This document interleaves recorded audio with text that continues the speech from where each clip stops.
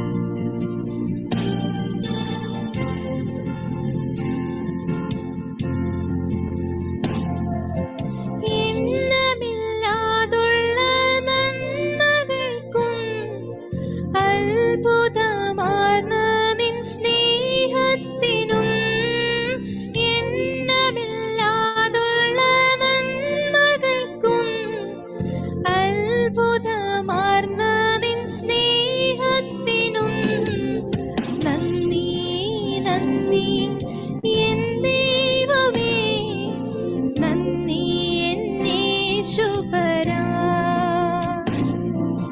നന്ദി നന്ദി എൻ ദൈവമേ, നന്ദി എൻ യേശുപരാ.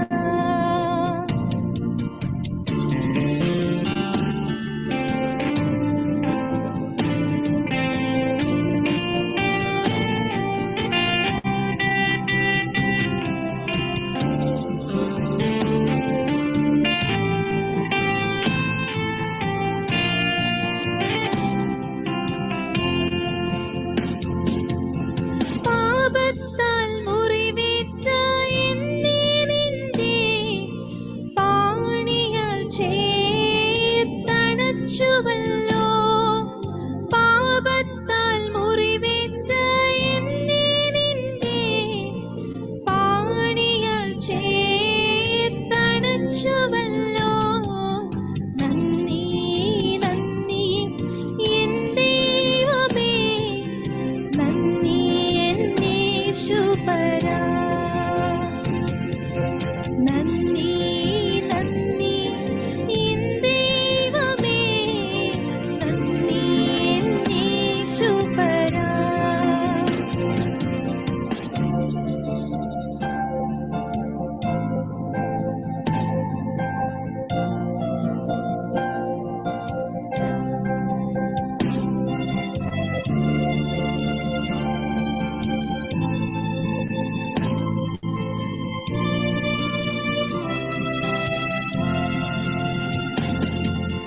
കൂരിരുൾ താഴ്വരയതിലുമെന്റെ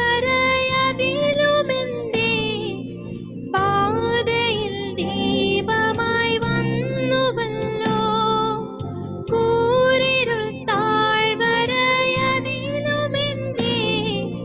പാതയിൽ ദീപമായി വന്നുവല്ലോ. നന്ദി നന്ദി എൻ ദൈവമേ, നന്ദി എൻ യേശുപരാ.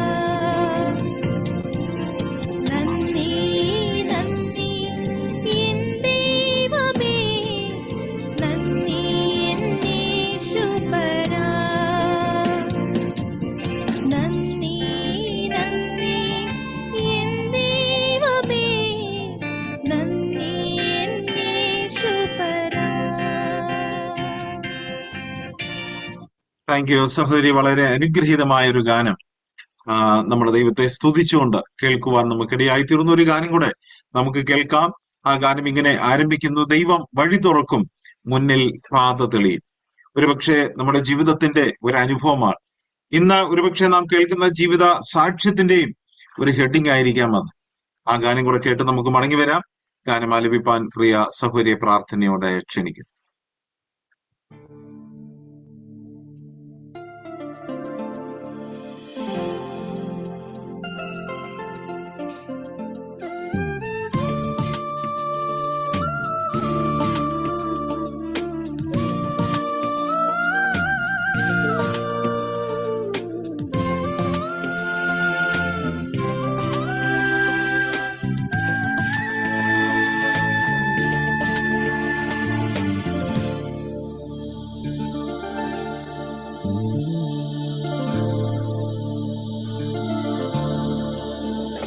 ദൈവം വഴി തുറക്കും, മുന്നിൽ പാത തെളിക്കും, ലോക വഴിയെല്ലാം അടഞ്ഞിടുമ്പോൾ തന്റെ കരതലത്തിൻ നല്ല കരുത്തിനാലെ എന്നെ ദിനം തോറും നടത്തിടുമേ. ദൈവം വഴി തുറക്കും, മുന്നിൽ പാത തെളിക്കും, ലോക വഴിയെല്ലാം അടഞ്ഞിടുമ്പോൾ തന്റെ കരതലത്തിൻ നല്ല കരുത്തിനാലെ എന്നെ ദിനം തോറും നടത്തിടുമേ.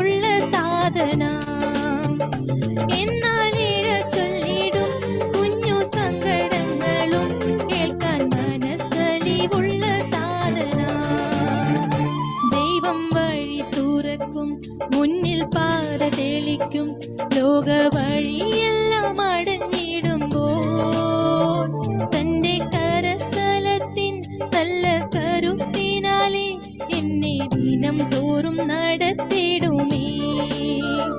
ദൈവം വഴി തുറക്കും, മുന്നിൽ പാത തെളിക്കും, ലോക വഴിയെല്ലാം അടഞ്ഞിടുമ്പോൾ തന്റെ കരസ്ഥലത്തിൻ നല്ല കരുത്തിനാലെ എന്നെ ദിനം തോറും നടത്തിടുമേ.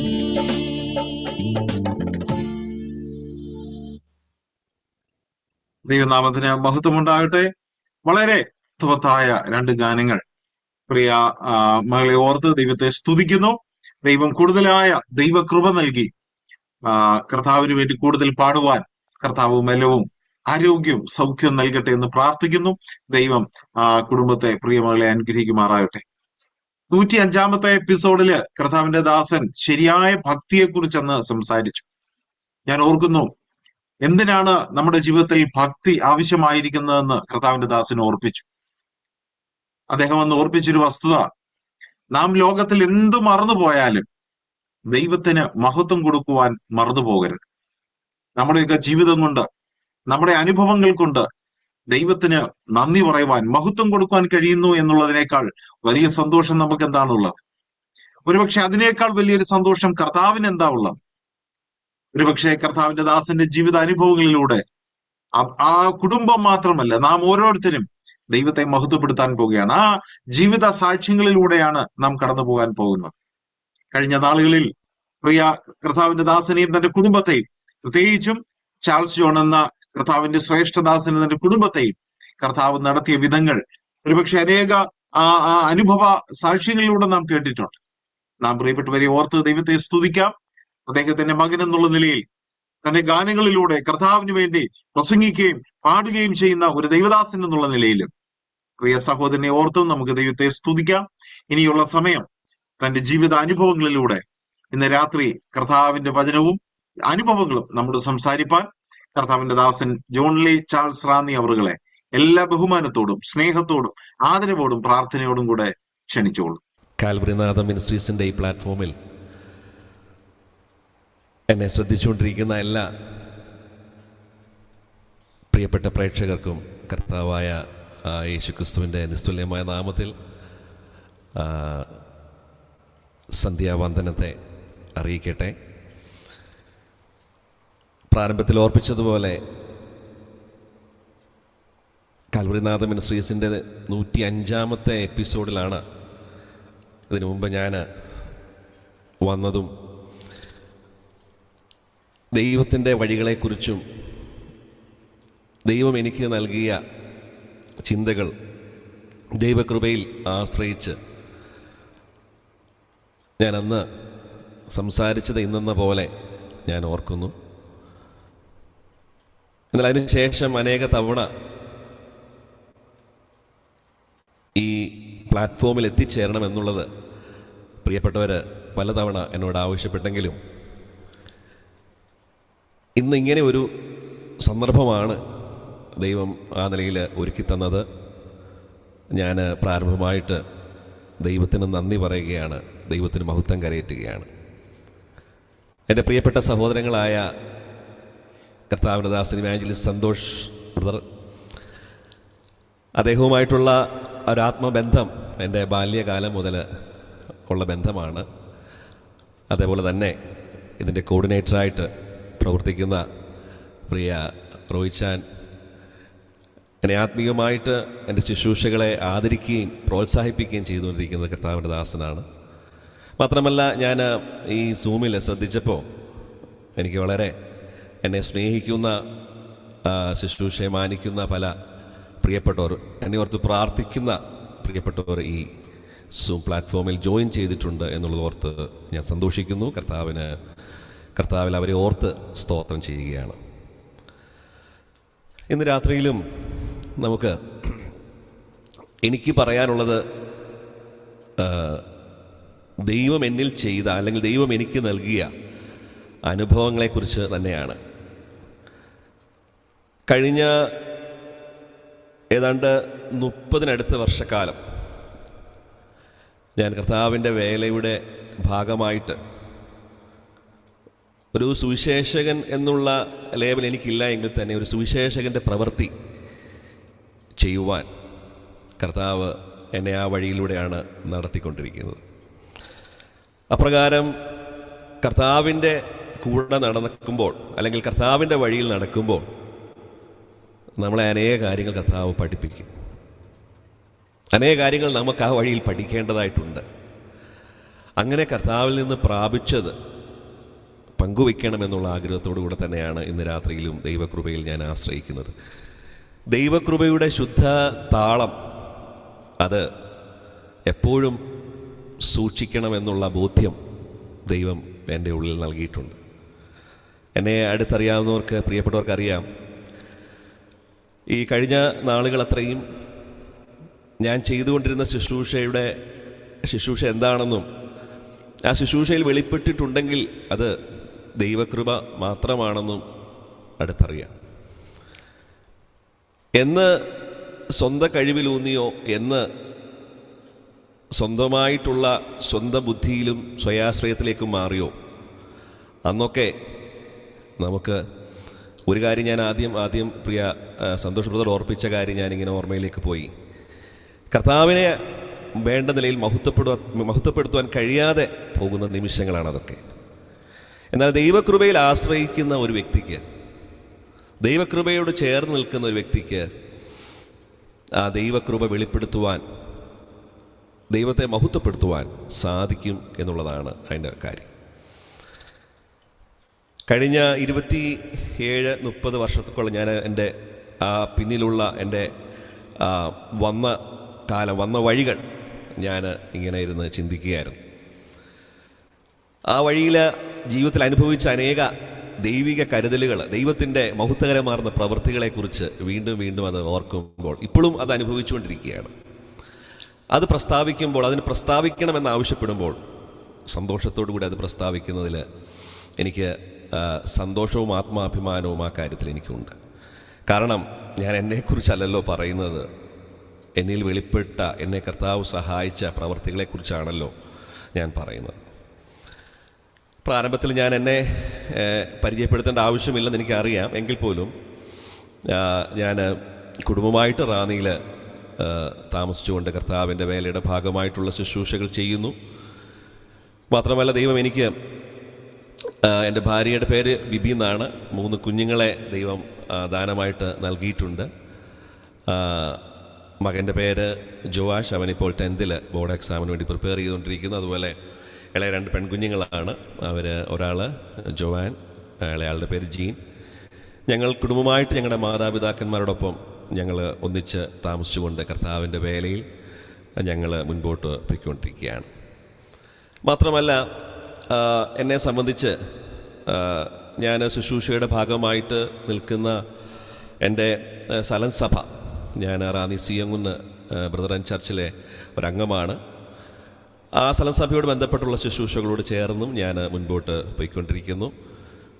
എൻ്റെ സ്ഥലം സഭയ്ക്ക് ഞാൻ ഏറ്റവും അധികം പ്രയോജനപ്പെടേണ്ട വ്യക്തിയാണ്, അല്ലെങ്കിൽ എൻ്റെ ശുശ്രൂഷകൾ ഏറ്റവും അധികം ലഭിക്കേണ്ടത് എൻ്റെ ലോക്കൽ അസംബ്ലിക്കാണെന്നുള്ളൊരു ബോധ്യം ദൈവം തന്നിട്ടുണ്ട്. അതുകൊണ്ട് എവിടെ ശുശ്രൂഷകൾക്ക് പോയാലും ആ ശുശ്രൂഷ ചെയ്ത് കഴിഞ്ഞാൽ മടങ്ങി എത്രയും പെട്ടെന്ന് വരുന്നതിൻ്റെ കാരണം ദൈവസഭയോട് ബന്ധപ്പെട്ട് ശുശ്രൂഷ ഉണ്ടെന്നുള്ള ബോധ്യമാണ്. ആ നിലയിൽ നാളിതുവരെയും അങ്ങനെയുള്ള ശുശ്രൂഷകൾ ചെയ്തു പോരുന്നു. ഞാൻ ദൈവം നടത്തിയ വഴികളെക്കുറിച്ച് ചിന്തിക്കുമ്പോൾ, ഞാൻ ഈ സംഗീത ശുശ്രൂഷയുള്ള ബന്ധത്തിലാണല്ലോ കഴിഞ്ഞ ഏറിയ നാളുകളായിട്ട് ഞാനായിരുന്നു. എൻ്റെ ശുശ്രൂഷ കാലത്തിൻ്റെ ഒരു തുടക്കം ഞാൻ പറയട്ടെ. 1995 തുടങ്ങിയാണ് ഞാൻ ഈ ശുശ്രൂഷ രംഗത്തേക്ക് ഞാൻ വരുന്നത്. അന്ന് ഈ രംഗത്തേക്ക് വരുമ്പോൾ ഞാനൊരു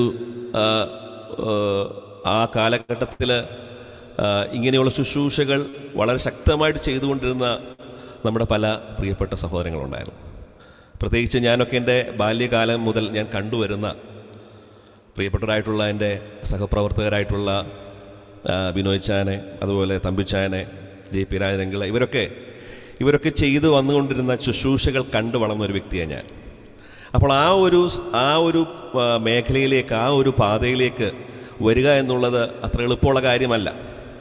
എന്നാൽ അതൊക്കെ കാണുമ്പോൾ ഓർത്തിട്ടുണ്ട്, ദൈവമേ ഈ നിലയിൽ ഒരു ശുശ്രൂഷ ചെയ്യുവാൻ സാധിച്ചിരുന്നെങ്കിൽ, ഈ നിലയിലൊക്കെ ഒന്ന് പാടാൻ സാധിച്ചിരുന്നെങ്കിൽ, അവരുടെ കൂടെ ഒരു അല്പസമയം ചെലവഴിക്കാൻ സാധിച്ചിരുന്നെങ്കിൽ എന്നൊക്കെ ആഗ്രഹിച്ചിട്ടുണ്ട്.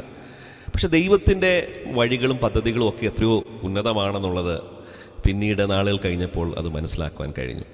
ആദ്യകാലങ്ങളിലൊക്കെ പാടിക്കൊണ്ടിരുന്നത് കേവലം ഒരു പാട്ട് പാടുക അല്ലെങ്കിൽ ഒരു പാട്ടെടുത്ത് അത് പെർഫോം ചെയ്യുക എന്ന് മാത്രമായിരുന്നു. അത് നമ്മൾ ഒരു അവസരം കിട്ടിക്കഴിഞ്ഞാൽ ഒരു പാട്ട് പാടുക എന്ന് മാത്രമേ ചിന്തിക്കാറുള്ളൂ. എന്നാൽ അതിനപ്പുറത്തേക്കൊരു കാര്യമുണ്ടെന്നുള്ളത് ആ ഉള്ളിൽ അറിയാമെങ്കിലും അതിനെക്കുറിച്ചുള്ള ചിന്തയല്ല. കാരണം നമ്മുടെ സ്വയത്തിന് അതിൻ്റെ ഇഷ്ടങ്ങളുണ്ടല്ലോ. ആ ഇഷ്ടത്തിനനുസരിച്ച് ആ പാട്ടിനെ ഏറ്റവും മികവുള്ളതാക്കി പാടുക അത് എന്നുള്ള ഒരു ചിന്ത മാത്രമേ ആദ്യകാലങ്ങളിലൊക്കെ പോയിട്ടുള്ളൂ. അതുകൊണ്ട് അങ്ങനെയുള്ള പാട്ടുകൾ എടുത്ത് പാടാനൊക്കെ ആദ്യകാലങ്ങൾ ശ്രമിച്ചിട്ടുണ്ട്, അത് പരാജയപ്പെട്ടിട്ടുമുണ്ട്. എന്നാൽ ദൈവം മുൻപോട്ട് പോയപ്പോൾ എന്നെ അനേക കാര്യങ്ങൾ പഠിപ്പിക്കുവാനായിട്ട് ഇടയായിത്തീർന്നു. 95 കാലഘട്ടത്തിൽ ഞാൻ പ്രാരംഭമായിട്ട് തുടങ്ങി. എന്നാൽ 97 ആയപ്പോഴാണ് ഞാൻ മനസ്സിലാക്കുന്നത്, 97 ഞാൻ എൻ്റെ കോളേജ് വിദ്യാഭ്യാസ കാലഘട്ടത്തിൽ ഞാൻ അവിടെ ICPF-നോട് ബന്ധപ്പെട്ടുള്ള ശുശ്രൂഷയിലാണ് ഞാൻ അവിടെ സഹകരിച്ചുകൊണ്ടിരുന്നത്. അവിടെ അന്ന് ആ കാലഘട്ടത്തിലുള്ള ഒരു വിദ്യാർത്ഥി ആത്മീയ കൂട്ടായ്മ സംഘടനയാണ് ICPF.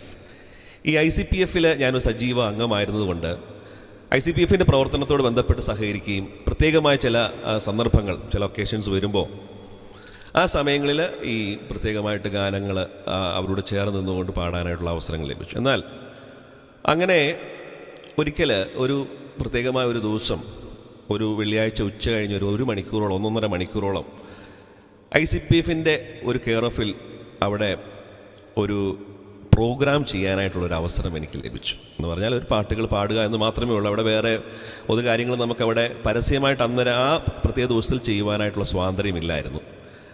ആ ദിവസം ഉച്ചയ്ക്ക് ഞങ്ങൾക്ക് ആ ഒരു ലഞ്ച് ബ്രേക്ക് ടൈമിൽ ഞങ്ങൾക്ക് ഇങ്ങനെ അവസരമുണ്ടെന്ന് അറിഞ്ഞു. അതിനുവേണ്ടി അവസരം നൽകി തന്നു. അതിന് ആ പ്രോഗ്രാമിന് വേണ്ടി പ്രിപ്പയർ ചെയ്തു. അങ്ങനെ ആ ഫസ്റ്റ് പ്രോഗ്രാമാണ് ആദ്യമായിട്ട് അന്നവിടെ ഞാനവിടെ ആ കോളേജിൻ്റെ ആ ഓഡിറ്റോറിയത്തിൽ സകല കുട്ടികളും ആ ക്യാമ്പസിൽ പഠിക്കുന്ന എല്ലാവരുടെയും നടുവിൽ കർത്താവിനെ മഹത്വപ്പെടുത്തുന്ന ഗാനങ്ങൾ പാടാനായിട്ട് ഇടയായത്. അന്ന് എന്നോട് ഒപ്പം ഉണ്ടായിരുന്ന അന്നുള്ള നമ്മുടെ പ്രിയ സഹോദരങ്ങൾ, അവരൊക്കെ ആ സമയത്ത് അതിൻ്റെ പിന്നിൽ പ്രവർത്തിച്ചവരൊക്കെ ശക്തമായിട്ട് ആ നിലയിൽ കർത്താവ് ഉപയോഗിച്ചുകൊണ്ടിരുന്നവരായിരുന്നു. അവരുടെ നടുവിൽ അവരുടെ സഹായത്തോടു കൂടി അന്ന് ആ വേദിയിൽ ആ ഗാനങ്ങൾ പാടി അവിടുന്ന് ഇറങ്ങുമ്പോൾ പല നിലയിലുള്ള ചിന്തകൾ എൻ്റെ ഉള്ളിലേക്ക് കടന്നു വന്നു. അത് മാനുഷികമായിട്ടുള്ള ചിന്തയായിരുന്നു മുൻപിലുണ്ടായിരുന്നത്. എന്നാൽ പിന്നീടാണ് ദൈവത്തിൻ്റെ പദ്ധതിയുടെ തുടക്കമാണെന്നുള്ളതൊക്കെ പിന്നീടാണ് ആദ്യം മനസ്സിലായത്. അങ്ങനെ പാടി എങ്കിൽ തന്നെയും അന്ന് സന്തോഷമായിരുന്നു. അന്ന് ഒരു പക്ഷെങ്കിൽ മറ്റുള്ളവരുടെയൊക്കെ പ്രശംസയൊക്കെ ഒരളവിൽ കിട്ടി എന്നുള്ളത് ശരിയാണ്. എന്നാൽ മുൻപോട്ട് ശുശ്രൂഷകൾ ചെയ്ത് മുൻപോട്ട് വരുമ്പോൾ ഒരു ശുശ്രൂഷയോട് ബന്ധപ്പെട്ട എന്നെ ആദ്യമായിട്ട് വിളിച്ച് സഹകരിച്ച അല്ലെങ്കിൽ ആ നിലയിൽ എന്നെ സഹകരിപ്പിച്ച പലരെയും ഞാൻ ഓർക്കേണ്ടതായിട്ട് വരുന്നുണ്ട്. അതിൽ ഒരു VD തോമസ് എന്ന് പറഞ്ഞൊരു പാസ്റ്റർ, അദ്ദേഹം ഒരു പാസ്റ്ററാണ്. അദ്ദേഹത്തിൻ്റെ ഒരു പ്രത്യേക ഫംഗ്ഷനിലാണ് ആദ്യമായിട്ടൊരു ശുശ്രൂഷ എന്നുള്ള നിലയിൽ എന്നെ വിളിച്ച് വന്ന് സഹകരിക്കണമെന്ന് അദ്ദേഹം പറയുന്നത്. അന്ന് ഞാൻ ജസ്റ്റ് തുടക്കക്കാരൻ മാത്രമാണ്. എന്നാൽ ആ സമയത്ത് എന്നെ ആ ശുശ്രൂഷയ്ക്ക് വേണ്ടി വിളിച്ചു. ഞാൻ അവിടെ പോയി പാടി മടങ്ങി വന്നു. അതിനുശേഷം തന്നെ പല ശുശ്രൂഷകൾ ചെയ്യാനായിട്ടുള്ള അവസരങ്ങൾ പിന്നീട് വന്നു. അന്ന് ആ കാലഘട്ടത്തിൽ നമ്മുടെ മധ്യത്തിൽ വളരെ സജീവമായി നിന്ന പല സഹോദരങ്ങളുണ്ടായിരുന്നു. അതിൽ JP രാജൻ എന്ന് പറഞ്ഞ അദ്ദേഹമാണ് ഈ ശുശ്രൂഷയിലേക്ക്, നമ്മുടെ രംഗത്തേക്ക് എനിക്ക് കൂടുതൽ എന്നെ പ്രോത്സാഹിപ്പിച്ച, ഈ ശുശ്രൂഷ രംഗത്ത് പ്രവർത്തിച്ചവരിൽ പ്രധാനിയായിട്ടുള്ളൊരു വ്യക്തി. എല്ലാവരെയും എനിക്ക് സ്മരിക്കേണ്ടതായിട്ടുണ്ട്. എങ്കിൽ പോലും ഞാൻ അദ്ദേഹത്തിൻ്റെ പേര് പറയാതിരുന്നാൽ അതൊരു നന്ദികേടാവാം. അതുകൊണ്ട് ഞാൻ അദ്ദേഹത്തെ ഈ സമയത്ത് ഓർക്കുക. അദ്ദേഹം തനിക്ക് അന്ന് അനേക ശുശ്രൂഷകളുള്ള സമയത്ത് ഞാനിങ്ങനെ ഈ ശുശ്രൂഷകൾ ചെയ്ത് തുടങ്ങിയെന്നറിഞ്ഞപ്പോൾ അദ്ദേഹം ഒത്തിരി നിർദ്ദേശങ്ങളും അനേക കാര്യങ്ങളൊക്കെ എനിക്ക് അതോട് ബന്ധപ്പെട്ടുള്ള കാര്യങ്ങൾ എന്നെ പറഞ്ഞ് ബോധ്യപ്പെടുത്തുകയും സംഗീതം പഠിക്കേണ്ടതിൻ്റെ ആവശ്യകതയെക്കുറിച്ചൊക്കെ എന്നെ അദ്ദേഹം ബോധ്യപ്പെടുത്തി. അദ്ദേഹത്തിൻ്റെ ശിക്ഷണത്തിലെ ഒരു ഗുരുനാഥനെ എനിക്ക് അറേഞ്ച് ചെയ്ത് തന്നു. അങ്ങനെ അദ്ദേഹത്തിൻ്റെ കെയർ ഓഫിലാണ് ആദ്യമായിട്ട് ശുശ്രൂഷകൾക്കായിട്ട് പോകുന്നത്. അദ്ദേഹത്തിൻ്റെ കയ്യിൽ അന്നത്തെ കാലത്ത് ഒരു ട്രാക്ക് സിസ്റ്റം എന്ന് പറഞ്ഞാൽ അന്ന് കാസറ്റ്സാണ്. ഈ കാസറ്റ്സിനകത്താണ് ഇതെല്ലാം സൂക്ഷിച്ചു വെക്കുന്ന, CD ഒന്നുമില്ല. ഈ കാസറ്റ്സ് ഒരാളുടെ കയ്യിലിരിക്കുന്നത് വളരെ നിധി പോലെ സൂക്ഷിക്കുന്ന, കാരണം പ്രത്യേകിച്ച് ഗായകരെ സംബന്ധിച്ച് ആ കാലഘട്ടത്തിലുള്ളവരെല്ലാം തന്നെ ഈ കാസറ്റ്സൊക്കെ കളയാതെ സൂക്ഷിച്ച് അവർ ഉപയോഗിക്കുന്ന കാലഘട്ടമാണ്.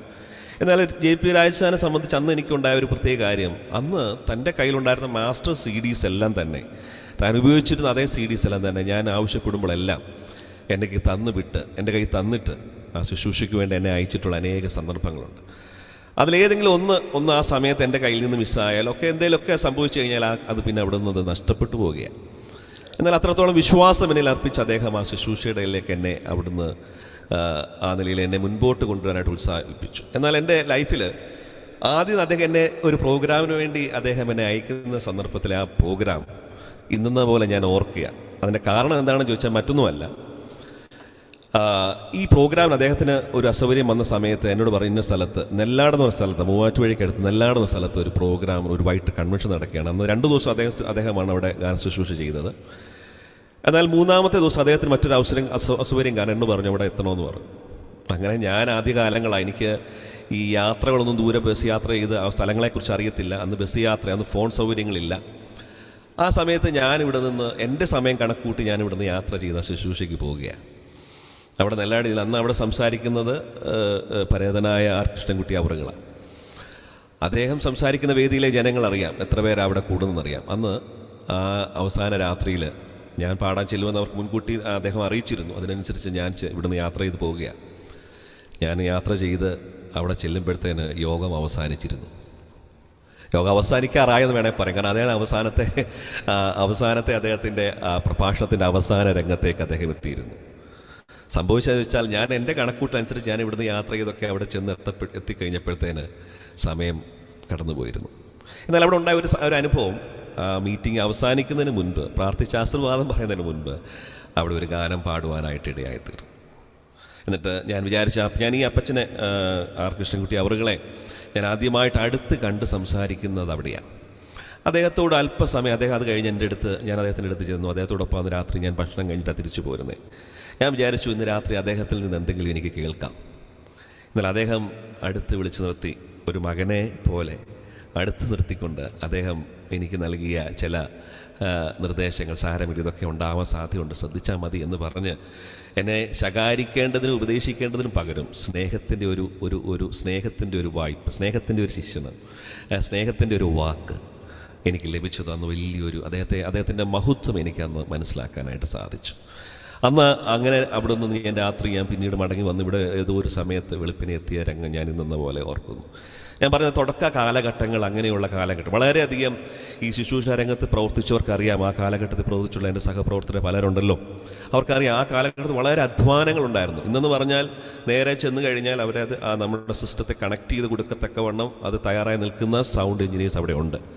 അന്നെന്ന് പറഞ്ഞാൽ നമ്മൾ ഇവരെ എല്ലാം എടുത്തുകൊണ്ട് പോയി വേണം, ഇവരെല്ലാം ഒരുക്കിയെടുത്ത് വേണം അവിടെ കൊണ്ടുപോകാൻ. വളരെ അധ്വാനങ്ങളും അതുപോലെ തന്നെ സിസ്റ്റമൊക്കെ നമുക്ക് ലോഡ് ചെയ്യണം, അൺലോഡ് ചെയ്യണം, ഇങ്ങനെയൊക്കെയുള്ള ഒത്തിരി കാര്യങ്ങൾ ആ കാലഘട്ടത്തിൽ വളരെ ത്യാഗം. അതുകൊണ്ടെന്ന് വെച്ചാൽ ആ കാലഘട്ടത്തിലൊക്കെ തുടക്കകാലങ്ങളിൽ ഈ അധ്വാനം കഴിയുമ്പോഴത്തേന് നമ്മുടെ പാട്ടുകൾ വേണ്ട നിലയിൽ പാടാൻ സാധിക്കത്തില്ല. കാരണം നമ്മൾ ഫിസിക്കലി നമ്മൾ ടയേർഡാണ്.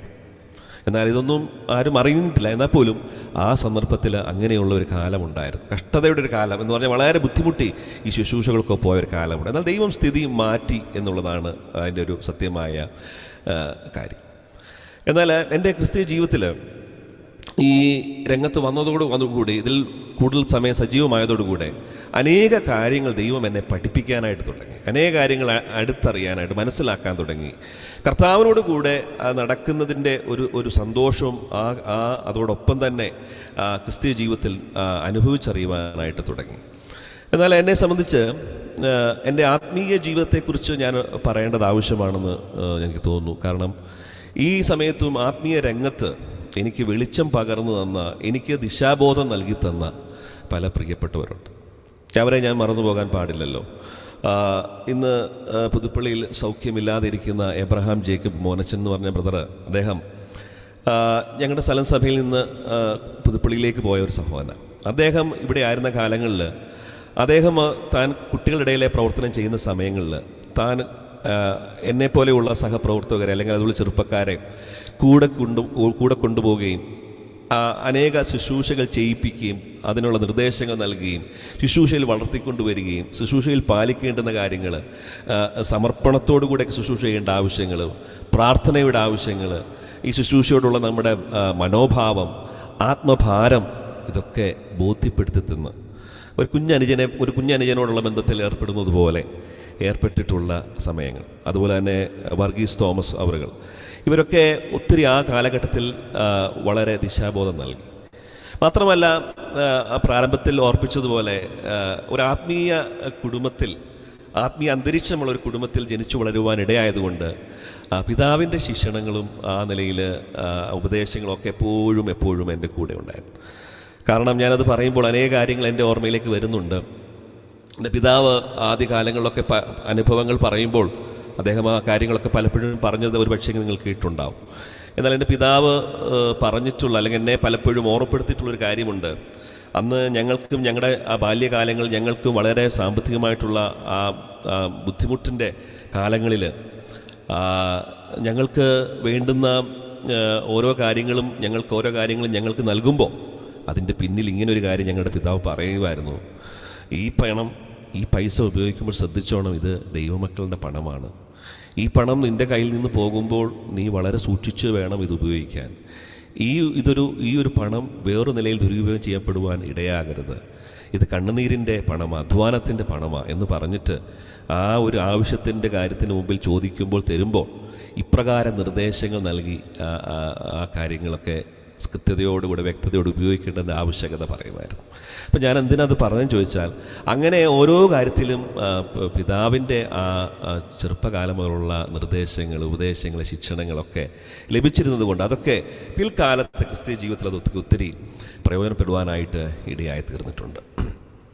മാത്രമല്ല, ഞാൻ എൻ്റെ വളർച്ചയിൽ എന്നെ ഏറ്റവും കൂടുതൽ സഹായിച്ചത് ഞാൻ ഉൾപ്പെടെ നിൽക്കുന്ന എൻ്റെ ലോക്കൽ ചർച്ച, എൻ്റെ സഭ എനിക്ക് നൽകിയ ആ സമയങ്ങളുള്ള എൻ്റെ എന്താ പറയുക, ഞാൻ എപ്പോഴും പറയാറുണ്ട്, എൻ്റെ കുടുംബം കഴിഞ്ഞാൽ എൻ്റെ രണ്ടാമത്തെ കുടുംബമാണ് എൻ്റെ സഭയെന്ന് പറയാം. ആ സഭയിലുള്ള എൽഡേഴ്സ്, സഹോദരങ്ങൾ നൽകിയിട്ടുള്ള പിന്തുണ, പ്രോത്സാഹനം, എൻ്റെ പരിശീലനത്തിൻ്റെ ഒരു കളരിയായിരുന്നു ഈ സഭ എന്നുള്ളത്.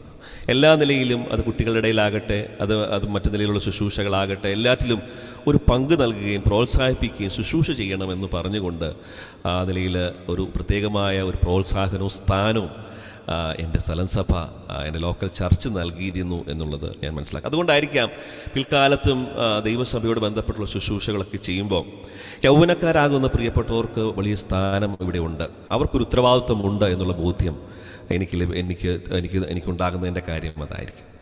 അപ്പോൾ ആ നിലയിൽ ഇന്നും ആ നിലയിൽ ലോക്കൽ ചർച്ചിനോടുള്ള ബന്ധത്തിലുള്ള ഉത്തരവാദിത്തങ്ങൾ നിർവഹിക്കുന്നതിൻ്റെ പിന്നിലുള്ള കാര്യം അതുതന്നെയാണ്. മറ്റൊരു കാര്യം ഞാൻ ആദ്യം ഓർപ്പിച്ചു, ഒരു ഗായകൻ എന്നുള്ള നിലയിൽ ഒരു അറിയപ്പെടുന്നു എന്നുള്ളത് ഒരു സന്തോഷമുണ്ടെങ്കിൽ പോലും പിന്നീട് ദൈവം നൽകിയൊരു ബോധ്യമാണ്, അല്ലെങ്കിൽ ദൈവം പഠിപ്പിച്ചൊരു കാര്യമാണ്, ഇത് ഒരു ആത്മീയ ശുശ്രൂഷയാണെന്നുള്ളൊരു ബോധ്യം ദൈവം പിന്നീട് പഠിപ്പിക്കുവാനായിട്ടിടയായത്. ഇതൊരു ശുശ്രൂഷയുടെ ഭാഗമാണ്, ഞാനൊരു ശുശ്രൂഷയുടെ ഭാഗമാണെന്നുള്ള ബോധ്യം ഞാൻ പലപ്പോഴും പറയാറുണ്ട്, ചിന്തിക്കാറുണ്ട്. ഒരു ഗാനം നമ്മളെടുത്ത് എടുത്ത് പാടുമ്പോൾ, ആ ഗാനം നാം പെർഫോം ചെയ്യുമ്പോൾ ആ ഗാനത്തിനകത്ത് ദൈവാത്മാവ്, ഒരു ദൈവദാസൻ ദൈവവചനം ഒരുക്കി അത് ദൈവസഭയുടെ മുമ്പാകെ അത് പ്രസൻറ്റ് ചെയ്യുമ്പോൾ, അത് ഡെലിവറി ചെയ്യുന്നത് പോലെ തന്നെ നാമും അതിനുവേണ്ടി ഒരു ഗാനം, ഏത് ഗാനം ആലപിക്കണം എന്നുള്ളത് കൃത്യമായ ബോധ്യത്തോടു കൂടെ നാം ദൈവസന്നിധിയിൽ ഇരുന്ന്, കർത്താവെ ഇന്ന് ഇവിടെ പോകുന്നിടത്ത് എന്താണ് ഞാൻ പാടേണ്ടത്, അല്ല ഏത് ഗാനമാണ് ആലപിക്കേണ്ടത്, ഏത് ഗാനമാണ് ആശ്വാസം പകരുന്നത്, ഇവിടെ ഏതാണ് അനുയോജ്യമായതെന്ന് നാം മാനുഷികമായി ചിന്തിക്കാതെ ദൈവകൃപയിൽ ആശ്രയിച്ച് അതിനുവേണ്ടി ഒരുങ്ങി അപ്രകാരം ആ ഗാനങ്ങൾ ആലപിക്കാൻ പോയിട്ടുള്ള സന്ദർഭങ്ങളിലേക്ക് ദൈവം എന്നെ കൊണ്ടുവന്നു. കാരണം അങ്ങനെ ചെയ്യേണ്ട ശുശ്രൂഷയാണിതെന്നും, ഒരു ദൈവദാസൻ ദൈവവചനം സംസാരിക്കുമ്പോൾ ആ വചനം ഡെലിവറി ചെയ്യുന്നത് പോലെ തന്നെ നാമും അപ്രകാരം ആ പ്രാർത്ഥനയോടെ സമർപ്പണത്തോടെയും കൂടെ ഗാനങ്ങൾ ആലപിച്ചാൽ, ആ പാട്ടുകൾ പാടിയാൽ അതിനൊരു റിസൾട്ട് ഉണ്ടാകും, ദൈവാത്മാവിൻ്റെ ഒരു ചലനം അതിനകത്തുണ്ടാകും എന്നുള്ള ബോധ്യം ദൈവം എനിക്ക് നൽകി തന്നു. അതിന് ശേഷം സ്വയത്തിലൂന്നാതെ, സ്വയത്തിൽ ആശ്രയിക്കാതെ, പ്രത്യേകിച്ച് ഒരു പ്രീ പ്ലാനിംഗ് ഒന്നും ചെയ്യാതെ ദൈവാത്മാവിന് പ്രവർത്തിക്കാനുള്ള സ്വാതന്ത്ര്യം ജീവിതത്തിൽ കൊടുക്കാൻ തുടങ്ങി. അങ്ങനെ കൊടുക്കാൻ തുടങ്ങിയപ്പോൾ ദൈവാത്മാവ് നമ്മളെ ആ ഒരു കാര്യത്തിൽ, നമ്മളൊരു ഉപകരണം മാത്രമാണെന്നും ദൈവാത്മാവ് നമ്മളെ പ്രവർത്തിക്കാൻ ഒരു സ്വാതന്ത്ര്യം കൊടുത്താൽ ദൈവാത്മാവ് നമ്മുടെ ശുശ്രൂഷയ്ക്കകത്ത് ആ നിലയിൽ ശുശ്രൂഷയ്ക്ക് നമ്മളെ സഹായിക്കുമെന്നുള്ള ഒരു ബോധ്യം അനുഭവിച്ചറിയുവാനായിട്ട് തുടങ്ങി. അതിൽ പിന്നെയാണ് ഇത് ശുശ്രൂഷയാണ്, ശുശ്രൂഷയുടെ പ്രാധാന്യത്തോടെ കാണണമെന്നും ഇതൊരു എന്താ പറയുക പെർഫോമൻസിൻ്റെ വേദിയല്ലെന്നും എന്നുള്ള ബോധ്യം ദൈവം എനിക്ക് നൽകിയത്. മാത്രമല്ല ഇത് ശുശ്രൂഷയായിട്ട് കാണുമ്പോൾ നാം പലപ്പോഴും ആ ശുശ്രൂഷ എന്നുള്ള ആ ഒരു ബോധ്യത്തോടു കൂടെ ആയിരിക്കണം ആ ശുശ്രൂഷയിൽ കടന്നു പോകേണ്ടത്, ആ ശുശ്രൂഷയുടെ ഭാഗമാകേണ്ടത് എന്നുള്ള ബോധ്യം ദൈവം തന്നു. അപ്പോൾ ആ നിലയിൽ ഈ കാലം അത്രയും കർത്താവ് എന്നെ എവിടെ അയക്കുന്നോ അവിടെല്ലാം ഒരു ശുശ്രൂഷ മനോഭാവത്തോടു കൂടെ കടന്നുപോയി ആ ശുശ്രൂഷ ചെയ്യുവാൻ കർത്താവ് ഇതുവരെയും സഹായിച്ചു. എനിക്കറിയാം ദൈവകൃപയാണ് ഇതുവരെയും എന്നെ നിർത്തിയത്, എന്നെ നടത്തിയത് ദൈവകൃപയാണ്. എനിക്കറിയാം, ഞാനെപ്പോഴും പറയാറുണ്ട്, ചിന്തിക്കാറുള്ളൊരു കാര്യമുണ്ട്, ദൈവകൃപ നമ്മളിൽ നിന്ന് മാറ്റിക്കഴിഞ്ഞാൽ, ദൈവകൃപയിൽ നിന്ന് നാം മാറിക്കഴിഞ്ഞാൽ നാം ആരാണെന്ന് അറിയും, നമ്മെ കാണാനായിട്ടിടയായിത്തീരും. ഞാൻ പലപ്പോഴും ചിന്തിക്കുന്ന ഒരു കാര്യമുണ്ട്, കർത്താവിനെ ചുമന്ന കഴുത, ആ കഴുതയ്ക്ക് കർത്താവിനെ ചുമന്നത് കൊണ്ട് എന്തെല്ലാം അംഗീകാരം ലഭിച്ചുവോ, എന്തെല്ലാം അതിന് നന്മ ലഭിച്ചുവോ, എന്തെല്ലാം പുകച്ച അപ്ലോസ് അതിന് ലഭിച്ചുവോ, അതെല്ലാം കർത്താവിനെ ചുമന്നതിൻ്റെ അടിസ്ഥാനത്തിൽ കിട്ടിയതാണ്. അങ്ങനെയെങ്കിൽ കർത്താവിനെ ചുമക്കുന്നതിൻ്റെ നന്മയാണ്, കർത്താവിനെ പ്രവർത്തിക്കാൻ കൊടുക്കുന്നതിൻ്റെ സ്വാതന്ത്ര്യമാണ്, കർത്താവിനായിട്ട് ജീവിതം സമർപ്പിക്കുമ്പോൾ ഉണ്ടാകുന്ന ഗുണമാണ് നമ്മുടെ ജീവിതത്തിലും ശുശ്രൂഷയിലും ഉള്ളത് എന്നുള്ളത് ഞാൻ മനസ്സിലാക്കുന്നു. ഞാൻ ദൈവകൃപയിൽ ആശ്രയിച്ചുകൊണ്ട് എന്നെ കർത്താവ് പഠിപ്പിച്ച ഈ കാലം അത്രയും ദൈവം എനിക്ക് നൽകിയ ബോധ്യത്തിൻ്റെ അടിസ്ഥാനത്തിൽ എനിക്ക് നൽകിയ ചില ആലോചനകളും ഞാൻ ഇതിനോട് ചേർന്ന് പങ്കുവയ്ക്കട്ടെ. ഒന്നാമതായിട്ട്, ശുശ്രൂഷയുള്ള ബന്ധത്തിൽ എന്നെ ദൈവം പഠിപ്പിച്ച ഞാൻ ചില കാര്യങ്ങളാണ് പറഞ്ഞതെങ്കിൽ പോലും ദൈവവചനത്തോടുള്ള ബന്ധത്തിൽ ദൈവം എനിക്ക് ആഴത്തിൽ നൽകി തന്ന ചില ബോധ്യങ്ങളുണ്ട്, അത് ഞാൻ പറയാനായിട്ട് ആഗ്രഹിക്കുകയാണ്. ഒന്നാമത്, ഒരു ശുശ്രൂഷ എന്നുള്ളത് എനിക്ക് ലഭിക്കുമ്പോൾ, അല്ലെങ്കിൽ ഒരു ശുശ്രൂഷയുള്ള ബന്ധത്തിൽ ദൈവം എന്നെ അയച്ചിട്ട് വേണം ഞാനൊരു ശുശ്രൂഷകൻ എന്നുള്ള നിലയിൽ ഞാൻ പോകാൻ. അതായത് ഞാനൊരു ശുശ്രൂഷ കണ്ടെത്തുകയല്ല, എനിക്ക് ശുശ്രൂഷ വേണമെന്ന് ഞാൻ ആവശ്യപ്പെടുകയല്ല, എനിക്ക് ശുശ്രൂഷ വേണമെന്ന് ഞാൻ ആഗ്രഹിക്കുകയല്ല. എന്നെ ഈ ശുശ്രൂഷ രംഗത്ത് ദൈവം വിളിച്ചിട്ടുണ്ടെന്നുള്ള ബോധ്യമുണ്ടെങ്കിൽ, നമുക്കറിയാം ഏതൊരു ശുശ്രൂഷയാണെങ്കിലും ആ ശുശ്രൂഷയുള്ള ബന്ധത്തിൽ ദൈവത്തിൻ്റെ ഒരു വിളി ഇതിൻ്റെ പിന്നിലുണ്ട്.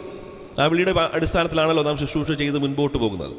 അതുപോലെ തന്നെ ഈ ഗാന ശുശ്രൂഷയുള്ള ബന്ധത്തിൽ ദൈവം എനിക്ക് നൽകിയ ഒരു ബോധ്യം, ഈ 27 അല്ലെങ്കിൽ 30 വർഷത്തോളം കാലം മനസ്സിലാക്കിയ ഒരു സത്യം, ഞാൻ ശുശ്രൂഷ തേടി എങ്ങും പോവണ്ട, എനിക്ക് ശുശ്രൂഷ ഇല്ലല്ലോ എന്നുള്ള പരിഭവം എനിക്ക് വേണ്ട. ദൈവം എന്നെ ബോധ്യപ്പെടുത്തിയ സത്യം, ശുശ്രൂഷ ദൈവം എനിക്ക് നൽകുന്നതാണ്. ദൈവം പോകാൻ പറയുമ്പോൾ പോകുക, മോനെ മടങ്ങി വരാൻ പറയുമ്പോൾ മടങ്ങി വരിക. ഞാൻ പലപ്പോഴും ചിന്തിക്കുന്ന മോശയുടെ ആ ഒരു ചിന്താഗതി, മോശ ദൈവത്തിൻ്റെ ജനത്തെ നയിക്കുവാനായിട്ട് ദൈവം തിരഞ്ഞെടുക്കുമ്പോൾ ദൈവം പറഞ്ഞു, എനിക്ക് നിന്നോട് കൃപ തോന്നിയിരിക്കുന്നു, എനിക്ക് നിന്നോട് കൃപ തോന്നി, നീ എന്ത് ചെയ്യണം, ഞാൻ നിന്നെ എൻ്റെ ജനത്തെ നയിക്കാനായിട്ട് ഞാൻ പോകുക, നിന്നെ നിയമിക്കുക. അപ്പോൾ നീ എന്ത് ചെയ്യണം, ആ ജനത്തെ ഞാൻ പറയുന്ന പോലെ നയിക്കാൻ മതി. എന്നാൽ മോശയെ സംബന്ധിച്ച് മോശ ദൈവത്തോട് റിക്വസ്റ്റ് ചെയ്യുന്ന ബെഗ് ചെയ്യുന്നൊരു കാര്യമുണ്ട്. മോശ എന്താ പറയുന്നത്, ദൈവമേ, അങ്ങ് എൻ്റെ കൂടെ വരുന്നില്ലെങ്കിൽ, അങ്ങ് എന്നെ അയക്കുന്നില്ലെങ്കിൽ എന്നെ എങ്ങോട്ടും നീ അയക്കാത്തൊരിടത്തേക്കും പോകാനിട വരരുത്. നീ ഏതിനാൽ നയിച്ചു, നീ ഏതിനാൽ എന്നെ നയിക്കുന്നു എന്നുള്ളത് അറിയാനായിട്ട് ഇടവരണം. എന്നോട് കൃപയുണ്ടെങ്കിൽ ആ കൃപ വെളിപ്പെടുന്നത് അങ്ങ് എൻ്റെ കൂടെ പോരുമ്പോഴാണ്, അങ്ങയുടെ സാന്നിധ്യം ഉണ്ടാകുമ്പോഴാണ്, അങ്ങ് നയിക്കുമ്പോഴാണ്. അപ്പോൾ ഞാൻ ആദ്യം പഠിച്ചൊരു സത്യം അത് തന്നെയാണ്. അതായത് ക്രിസ്തീയ ശുശ്രൂഷാ രംഗത്ത് നമുക്ക് ദൈവത്തിൻ്റെ നിയോഗം ലഭിക്കുന്നെങ്കിൽ, ദൈവം നമ്മളെ പറഞ്ഞിട്ട് ഒരാൾക്കെങ്കിലും നമ്മുടെ ഹൃദയത്തിൽ ഇന്ന വ്യക്തി അവിടെ ശുശ്രൂഷ ചെയ്യണമെന്നുള്ള ബോധ്യത്തിൻ്റെ അടിസ്ഥാനത്തിൽ വിളിച്ച് ആ ശുശ്രൂഷ ചെയ്യുമ്പോൾ ആ ശുശ്രൂഷ മറ്റേത് ശുശ്രൂഷയെക്കാളും ഫലകരമായിട്ട് തീരും. അപ്പോൾ ദൈവത്താലാണ് ഞാൻ അയക്കപ്പെടേണ്ടത്, ദൈവമാണ് എനിക്ക് ആ ശുശ്രൂഷ നൽകേണ്ടത്, ദൈവമാണ് ശുശ്രൂഷയുടെ മുഖത്തേക്ക് എന്നെ കൊണ്ടുവരേണ്ടത് എന്നുള്ള ബോധ്യം ദൈവം എനിക്ക് നൽകി തന്നു. അപ്പോൾ അങ്ങനെ വരുമ്പോൾ ഒരു കാര്യമുണ്ട്, ശുശ്രൂഷ ഇല്ലെങ്കിലും നമുക്ക് പരാതിയില്ല. ശുശ്രൂഷ ഇല്ലല്ലോ, എനിക്ക് ശുശ്രൂഷ ലഭിക്കുന്നില്ലല്ലോ, എനിക്ക് ശുശ്രൂഷ ആരും തരുന്നില്ലല്ലോ, ശുശ്രൂഷയൊന്നും ഇല്ലാത്തൊരു സമയം പലപ്പോഴും ഈ സഹപ്രവർത്തകരായി ഞങ്ങൾ അന്യോന്യം സംസാരിക്കും, ഞങ്ങൾ സ്നേഹിതരൊക്കെ തമ്മിൽ സംസാരിക്കും, ഇന്ന് ഈ ദിവസങ്ങളിൽ ശുശ്രൂഷ ഉണ്ടായിരുന്നോ, പ്രോഗ്രാംസ് ഉണ്ടായിരുന്നോ എന്നൊക്കെ ചോദിക്കാറുണ്ട്. അപ്പോൾ പലപ്പോഴും പറയില്ല, ഈ ഒരു മാസം പ്രോഗ്രാംസ് ഒന്നും ഇല്ലാത്ത കാലമായിരുന്നു, ഈ ദിവസങ്ങളിലൊന്നും ഈ ആഴ്ചയിൽ ഒരു പ്രോഗ്രാം ഞങ്ങൾക്ക് ലഭിച്ചില്ല, ഒന്ന് ശുശ്രൂഷ. കാരണം ശുശ്രൂഷ മാത്രം ചെയ്ത് മുൻപോട്ട് പോകുന്ന ഒരാളെ സംബന്ധിച്ചറിയാം അവരുടെ പിൻപിലുള്ള കാര്യങ്ങൾ എന്തൊക്കെയാണ്. അത് ആ നിലയിലൂടെ മനസ്സിലാക്കിക്കൊണ്ടാണ് ചോദിക്കുന്നത്. അപ്പം ശുശ്രൂഷ ഇല്ല എങ്കിൽ പോലും അതിനകത്ത് പരിഭവപ്പെടേണ്ട കാര്യമില്ലെന്ന് ഞാൻ ചിന്തിക്കുന്നതിൻ്റെ കാര്യം, പറയുന്നതിൻ്റെ കാര്യം, നമുക്ക് ശുശ്രൂഷ ഇല്ലാത്ത കാലഘട്ടം എന്ന് പറയുന്നത് ഒരുപക്ഷെ ദൈവം നമ്മോട് സംസാരിക്കുന്ന സമയമാണ്. ഇപ്പം ഏലിയാവിനെ സംബന്ധിച്ച് ദൈവത്തിനു വേണ്ടി വൻ കാര്യങ്ങൾ ദൈവത്തിനു വേണ്ടി ചെയ്ത ഏലിയാവിനോട് പിന്നെ ആ വലിയ പ്രവൃത്തി, വലിയ ശുശ്രൂഷ ചെയ്തതിന് ശേഷം ഏലിയാവിനോട് പിന്നെ പറയുന്നത് എവിടെ പോകാനാണ് പറയുന്നത്? നീ പോയി അവിടെ പോയിരിക്കുക, കെരീത്ത് തോട്ടിലേക്ക് പോകും, ആരുമില്ലാത്തയിടത്തേക്ക് നീ പോകും, നീ അവിടെ ഞാൻ പറയുന്ന സമയം വരെ അവിടെ സമയം ചെലവഴിക്കുന്നതാണ് പറയുന്നത്. അപ്പോൾ ദൈവത്തിന് ആ സ്ഥലത്തും ദൈവത്തിന് ചില കാര്യങ്ങൾ ദൈവം അവിടെ കൊണ്ടാക്കുന്നതിന് ഉദ്ദേശമുണ്ട്. ദൈവത്തിന് ആ സ്ഥലത്തും നമ്മളോട് സംസാരിക്കാനുണ്ട്, ആ സ്ഥലത്തും ദൈവത്തിന് നമ്മളെ മോൾഡ് ചെയ്യാനുണ്ട്.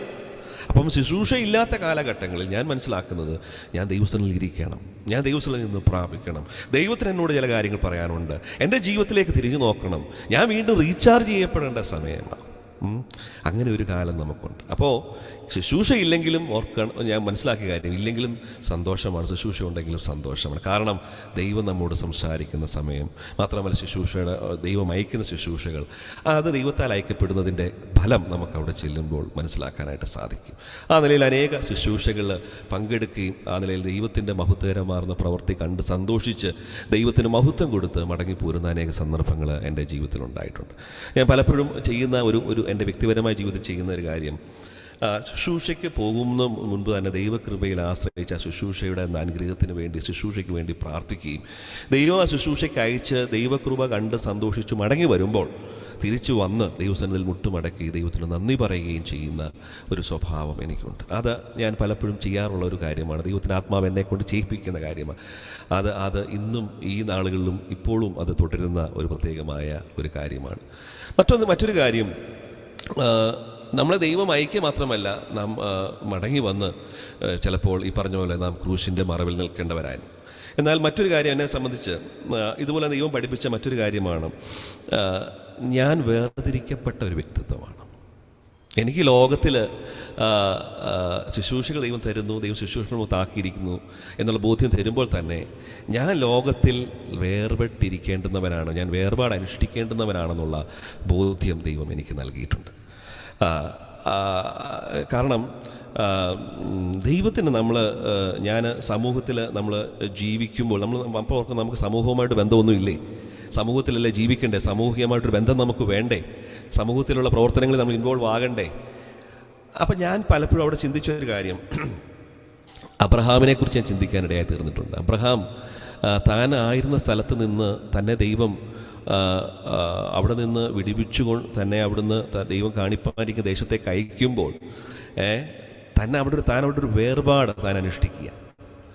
അപ്പോൾ തന്നെ അബ്രഹാമിൻ്റെ ജീവിതത്തിൽ എടുത്ത് നോക്കി അറിയാം, താൻ വന്ന വഴിയിലെല്ലാം തന്നെ താൻ അവിടെയുള്ള ജനങ്ങളുമായിട്ടും തനിക്കൊരു ബന്ധമുണ്ടായിരുന്നു, അവിടെയുള്ള ദേശവുമായിട്ട് തനിക്ക് ബന്ധമുണ്ടായിരുന്നു.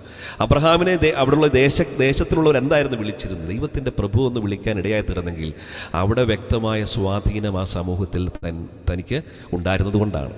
അപ്പോൾ അങ്ങനെയെങ്കിൽ നമുക്ക് സാമൂഹിക ജീവികളായിട്ട് തന്നെ നാം ജീവിക്കേണ്ടവരാണെന്നുള്ള ബോധ്യമുണ്ട്. അപ്പോൾ തന്നെ നിശ്ചിതമായിട്ടുള്ള വേർപാട് അനുഷ്ഠിക്കേണ്ടവരാണ്.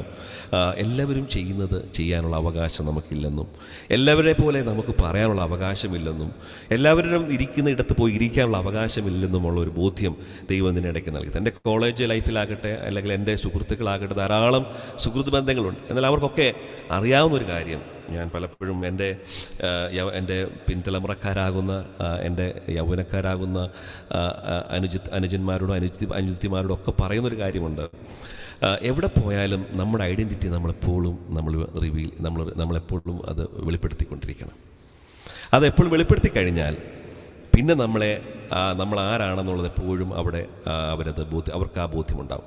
നാം വെളിപ്പെടുത്താതെ, നാം നമ്മളെ തന്നെ വെളിപ്പെടുത്താതെ നാം ഇവരുടെ കൂട്ടത്തിൽ ഒരാളെപ്പോലെ നാം ആകുകയാണെങ്കിൽ നാം എന്നും അവസാനം വരെയും അവരെ പോലെ, അവർ ചെയ്യുന്നത്, അവരുടെ കൂടെ അവരിലൊരാളെപ്പോലെ ജീവിക്കേണ്ടതായിട്ട് നമുക്ക് വരാം. അപ്പോൾ നാം ആദ്യം തന്നെ നമ്മൾ ആരാണെന്നുള്ള ആ ബോധ്യം നൽകുകയാണെങ്കിൽ, ആ വേർപാട് നാം ആദ്യം തന്നെ വെളിപ്പെടുത്തുകയാണെങ്കിൽ തീർച്ചയായിട്ടും നമുക്ക് അന്ത്യം വരെയും അല്ലെങ്കിൽ ആ കാലഘട്ടം മുഴുവൻ നമുക്ക് അവരുടെ നടുവിലും ഒരു മാതൃകാപരമായ ഒരു ജീവിതം, ഒരു കലാലയ ജീവിതം, മാതൃകാപരമായ ഒരു ജീവിത ശൈലി നമുക്ക് നിലനിർത്താനായിട്ട് ബുദ്ധിമുട്ട് വരികയില്ല എന്നുള്ളൊരു കാര്യം ഞാൻ മനസ്സിലാക്കി. അപ്പം ആ നിലയിൽ ഒരു വേർപാട് ഞാൻ അനുഷ്ഠിക്കേണ്ടുന്നവനാണെന്നുള്ള ബോധ്യം ദൈവം എനിക്ക് തന്നു. മാത്രമല്ല മറ്റൊരു കാര്യം ഞാൻ മനസ്സിലാക്കിയത്, ഒരു ദൈവ പൈതൽ എന്നുള്ള നിലയിൽ ഞാൻ ദൈവത്തെ സ്നേഹിക്കുമ്പോൾ തന്നെ, ഞാൻ ആത്മീയമായിട്ട് വളരുമ്പോൾ തന്നെ എന്നിൽ വെളിപ്പെടേണ്ടുന്ന ഒരു ഭാവമുണ്ട്. എന്നിൽ വെളിപ്പെടേണ്ടുന്ന ഒരു സ്വഭാവമുണ്ട്. അതെന്താണെന്ന് ചോദിച്ചാൽ ക്രിസ്തുയേശുവിലുള്ള ഭാവം. അത് പൗലോസ് പറയുന്നുണ്ട്, ക്രിസ്തുയേശുവിലുള്ള ഭാവം തന്നെ നിങ്ങളിൽ എല്ലാവർക്കും ഉണ്ടായിരിക്കട്ടെ. അങ്ങനെയെങ്കിൽ എന്തായി ക്രിസ്തുയേശുവിലുള്ള ഭാവം എന്ന് ചോദിച്ചാൽ നമുക്കറിയാം, ക്രിസ്തുവിൽ എല്ലാ ഭാവങ്ങളും ഉണ്ടായിരുന്നു അല്ലേ? ക്രിസ്തുവിൻ്റെ എല്ലാ ഭാവങ്ങൾക്കും, ക്രിസ്തുവിൻ്റെ സ്നേഹം ഒരു ഭാവമാണ്, കരുണ, മനസ്സലിവ്, ആർദ്രത, കൃപ, ഇതെല്ലാം ക്രിസ്തുവിൻ്റെ ഭാവമാണ്. ഇതെല്ലാം നമ്മളിൽ വെളിപ്പെടണമെന്ന് കർത്താവ് ആഗ്രഹിക്കുന്നുണ്ട്. ഇത് വെളിപ്പെടുത്താനായിട്ട് നമ്മളെ ആക്കി വെച്ചിരിക്കുന്നത്. അപ്പം ഈ ക്രിസ്തുവിൻ്റെ ഭാവമാണ് നമ്മൾ കണ്ടത്. ഞാൻ പലപ്പോഴും ഓർക്കും, എന്നിൽ വെളിപ്പെടുന്ന ഭാവം, അല്ലെങ്കിൽ ലോകം എന്നിലൂടെ കാണുന്ന ഭാവം, അല്ല എന്നെ സമീപിക്കുന്ന വ്യക്തികൾ എന്നിലൂടെ കാണുന്ന ഭാവം, അതെന്ത് ഭാവമാണ്? ഇന്ന് ദൈവം നമ്മോട് ആഗ്രഹിക്കുന്ന, ദൈവം നമ്മളിന്ന് പ്രതീക്ഷിക്കുന്ന ഒരു കാര്യം അത് പൗലോസ് പല തവണ എടുത്ത് പറയുന്നുണ്ട്. ക്രിസ്തുവേശുള്ള ആ ഭാവം തന്നെ നമ്മളിൽ ഉണ്ടാകണം എന്നുള്ള കാര്യം. മാത്രമല്ല, കർത്താവ് തന്നെ പിന്നെ പരിചയപ്പെടുത്തുമ്പോൾ തന്നെ, കർത്താവ് തന്നെ ഒരു സെൽഫ് ഇൻട്രൊഡക്ഷൻ നൽകുമ്പോൾ കർത്താവ് പറയുന്നുണ്ട്, എന്താ ഞാൻ ആരാണ് എന്ന് പറയുന്നുണ്ട്. കർത്താവ് പറയുന്നുണ്ട്, ഞാൻ സൗമ്യതയും താഴ്മയും ഉള്ളവനാക്കിയാൽ എൻ്റെ മുഖം ഏറ്റെടുത്തുകൊണ്ട് എന്നോട് പഠിപ്പിക്കണം. കർത്താവ് തന്നെ വെളിപ്പെടുത്തുമ്പോൾ താൻ പറയുന്നത് തൻ്റെ സ്വഭാവത്തിന് രണ്ട് കാര്യങ്ങൾ പറയാം. എന്താ? ഞാൻ സൗമ്യതയുള്ളവനാ, ഞാൻ താഴ്മയുള്ളവൻ എന്ന് പറഞ്ഞാൽ ഈ രണ്ട് ഭാവങ്ങളും നമ്മളിൽ അടിസ്ഥാനപരമായിട്ട് നമുക്കുണ്ടായാൽ, ഈ രണ്ട് ഭാവങ്ങളും നാം പരിശീലിപ്പിച്ചെടുത്താൽ ദൈവകൃപയും അതിനോട് ചേർന്ന് നമ്മോട് ചേർന്ന് നമ്മൾ അതുകൊണ്ടാണല്ലോ വായിക്കുന്നത്, പിന്നെ താഴ്മയുള്ളവർക്ക് അവിടുന്ന് കൃപ നൽകും. അപ്പം കൃപ ലഭിക്കാൻ എന്ത് വേണം? ഏത് ഭാവമാണ് വേണം? നമ്മളിൽ ആ ക്രിസ്തുവിൻ്റെ സ്വഭാവത്തിൻ്റെ ഒരു ഭാഗമായ ആ താഴ്മ നമ്മുടെ ക്രിസ്ത്യ ജീവിതത്തിൽ വേണം. അതുപോലെ സൗമ്യതയുടെ ഒരു ഭാവം. നമുക്കറിയാം, കർത്താവ് നമുക്ക് കാണിച്ചു തന്ന തൻ്റെ സ്വഭാവത്തിൽ തന്നെ അനേക തവണ വെളിപ്പെട്ട ഒരു ഭാവമാണ് തൻ്റെ താഴ്മയുടെ ഭാവം. നാം അത് വായിക്കുന്നുണ്ട്. കർത്താവ് താഴ്മ ധരിച്ചപ്പോൾ, സ്വർഗം വിട്ട് ഈ ഭൂമിയിലേക്ക് വന്നപ്പോൾ 7 പടി താണതായിട്ടാണ് പറയുന്നത്. സ്വർഗമഹിമാസനം വിട്ട്, നിസ്തുല പ്രഭ വിട്ട് നമ്മുടെ അരികിലേക്ക് വരുമ്പോൾ ക്രൂശിലോളം താണ് കർത്താവ്. അതുകൊണ്ട് എന്താ സംഭവിച്ചത്? അതുകൊണ്ട് കർത്താവ് നമുക്ക് നൽകുന്ന ഒരു മാതൃക എന്താ? കർത്താവ് നമ്മൾക്ക് കാണിച്ചു തരുന്നത് എന്താ? ഞാൻ എത്രത്തോളം താഴ്ത്തപ്പെട്ടുവോ, ക്രിസ്തു എത്രത്തോളം താഴ്ത്തപ്പെട്ടുവോ അത്രത്തോളം എന്താ അവസാനം പറയുന്നതാ, അതുകൊണ്ട് എന്ത് ചെയ്തു? ദൈവവും അവിടുത്തെ ഏറ്റവും അധികം ഉയർത്തി സകല നാമത്തിനും മേലായ നാമം നൽകി. അപ്പോൾ എത്രത്തോളം എത്രത്തോളം താഴ്ത്തപ്പെടുന്നോ അത്രത്തോളം കർത്താവ് ഉയർത്തും എന്നുള്ളൊരു കാര്യമാണ്. അപ്പോൾ താഴ്ത്തപ്പെടുന്നുണ്ടെങ്കിൽ ഓർത്തുകൊള്ളുക, താഴ്മ ധരിച്ചാൽ ഓർത്തുകൊള്ളുക, ദൈവം അത്രത്തോളം നമ്മളെ ഉയർത്തും. ഇന്ന് പലപ്പോഴും ഈ താഴ്മയുടെ ഭാവം, താഴ്മയുള്ളൊരു മനസ്സ്, താണിരിക്കാൻ, മാറിയിരിക്കാൻ, ഒന്ന് ഒതുങ്ങിയിരിക്കാൻ, ഒന്ന് ഓരം ചേർന്നിരിക്കാൻ, ഒന്ന് മിണ്ടാതിരിക്കാൻ, ഒന്ന് മൗനമായിരിക്കാൻ ഇന്ന് പലപ്പോഴും കഴിയാതെ പോകുന്നുണ്ടെന്നുള്ള സത്യമാണ്. എന്നാൽ നാം അപ്രകാരം ക്രിസ്തുവിനെ ഒന്ന് അടുത്ത് മനസ്സിലാക്കിയാൽ, ക്രിസ്തുവിൻ്റെ സ്വഭാവത്തെ അടുത്ത് മനസ്സിലാക്കി കഴിഞ്ഞാൽ, കർത്താവ് നമ്മെ പഠിപ്പിക്കാൻ ആഗ്രഹിക്കുന്നത്, എന്നിൽ നിന്ന് ഏറ്റെടുക്കാൻ പറയുന്നത് ഈ ഒരു ഭാവമാണ്, ഈ താഴ്മയുടെ സ്വഭാവമാണ്. ഇത് നമ്മളിൽ വെളിപ്പെടണമെന്ന് കർത്താവ് ആഗ്രഹിക്കുന്നുണ്ട്. അങ്ങനെയെങ്കിൽ ദൈവകൃപയുടെ അനർഗളമായ വ്യാപാരവും നമ്മുടെ ക്രിസ്തീയ ജീവിതത്തിലും നമ്മുടെ ശുശ്രൂഷയിലൊക്കെ വെളിപ്പെടണമെങ്കിൽ ഈ ഒരു സ്വഭാവത്തിലേക്ക് നാം എത്തിച്ചേരണം.